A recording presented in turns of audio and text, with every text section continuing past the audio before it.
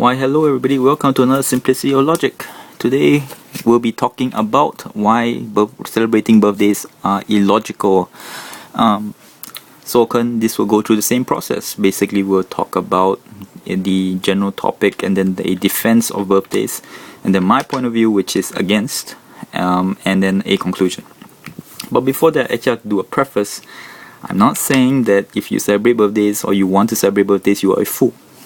What I'm saying is that I'm just putting out my point of view, and that I hope that you will weigh it equally as with any other point of view, and that in your own conclusion, if you come to an idea that birthdays are a good thing and that they are logical with whatever evidence you have, then good, please do carry on.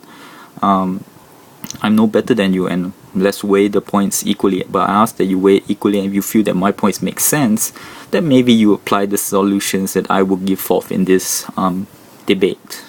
So first, today we're going to talk about birthdays and how I feel that it's basically been diluted. The whole reasons why the birthdays were celebrated in the past and the significance of the idea has been totally eroded, and the only reasons why that birthdays have become more traditional and basically obligational rather than have any significance anymore, but yet people keep doing it because no other reason than because that's it. So I feel that's why it become illogical to celebrate them among so many other things you could be celebrating or even doing with the time you are celebrating birthdays. And this is not to say that look, you should go read a book instead of celebrating birthdays. No, what I'm saying is that you could be celebrating other things such as achievements. So first, let's go into the defense of birthdays. The easiest defense, of course, is the traditional one. Why birthdays were basically celebrated in such as Roman name days, Jewish bar mitzvahs and all that, is to basically let the community know that you have certain responsibilities. That you are now of this age and you should be doing this or that. When in medieval communities, you reach a certain age, you go tend the farm, or like the samurai, where you are a certain age, you're given a short sword to show that you are now prepared to be trained in the martial arts and stuff like that. That's one of the reasons. The other reason is basically to gather people and to basically just gather people together to celebrate and basically just have a holiday in a way. Especially kings' birthdays, usually this happened, but that holiday counted more as a public holiday kind of issue, but I thought I should include it because it is a point that I feel why people do use birthdays is because it's an easy way to gather people. And the one that actually, if I had to go to a birthday, this is probably the only reason why I would turn up, is it makes people happier and better people. And in this one, I must first preface that doesn't mean I agree with it. But like in my idea, if you believed in the pink dildo in the sky and it made you a better person, as long as it doesn't hurt anybody, I cannot say I would go over to you and tell you that the pink dildo did not exist. I'll just keep quiet about it. Enjoy the celebration with you and all, but did I believe in it? No. Is it logical? No. But if it makes you a better person, I'm fine with that. So, now that is in defense, other than that last point, for birthdays. And so let's go into the against my point of view about birthdays.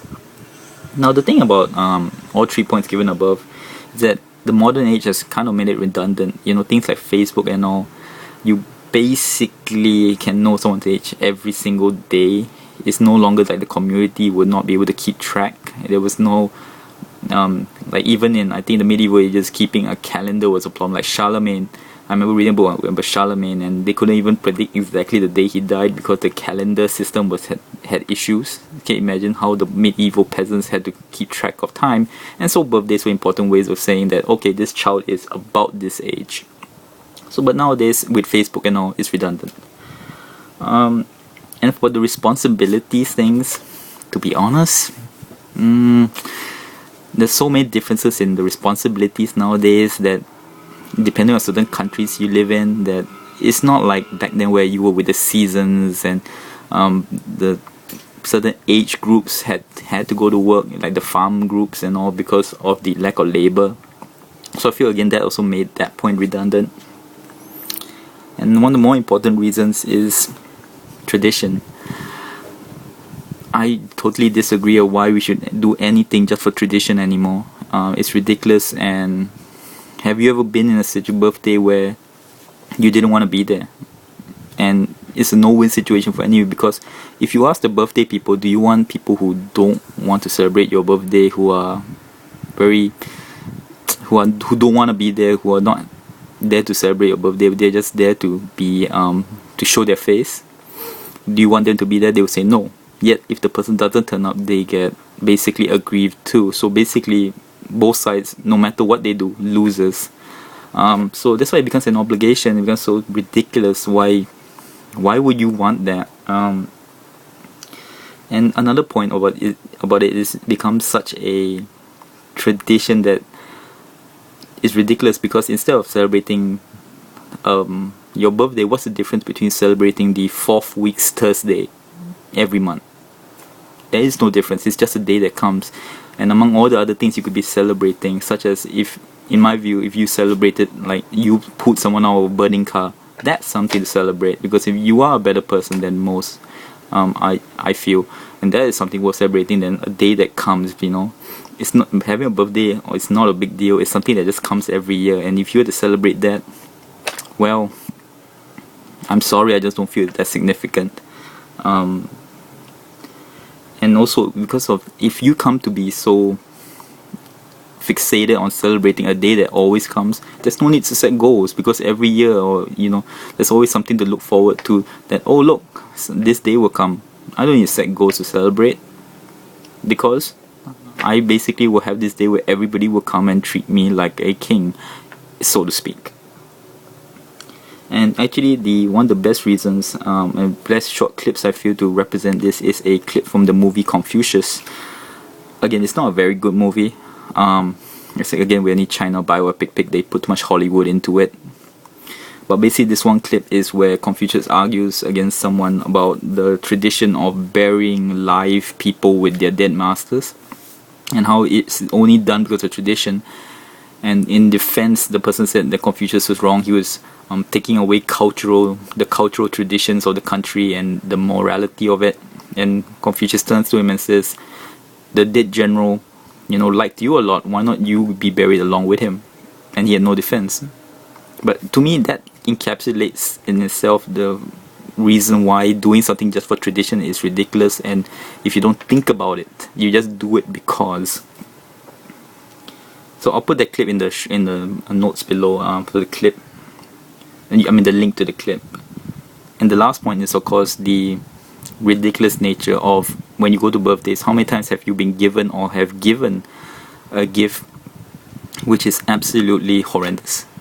How many times have I given gifts such as cups with funny words on it, and have received gifts such as that, where, to be honest, later on in my life, whenever I got gifts like that, when I did have birthdays and all, after a while, when I got them, the minute I left, I throw them away. It's not because I don't appreciate it, but because you never use them. What's the difference between me throwing it away now and throwing it 1 year later? And in both those periods, I will never use them.